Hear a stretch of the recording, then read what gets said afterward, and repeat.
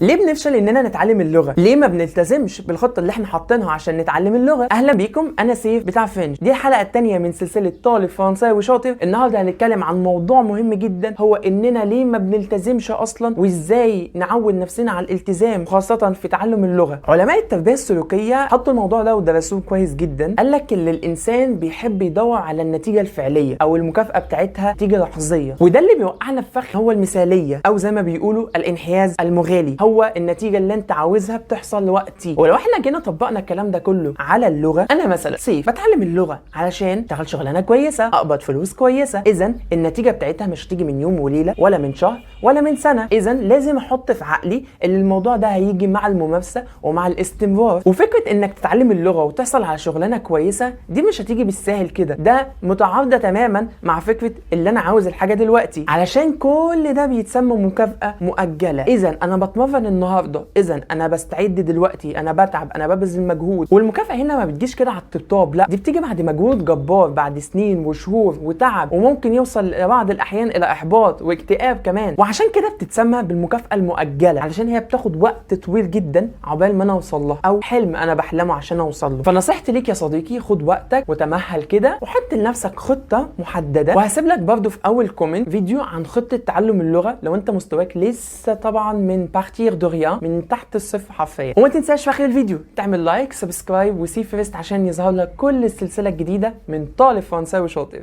ما تنساش تدعي لنا دعوه حلوه كده في الكومنتات. سلام.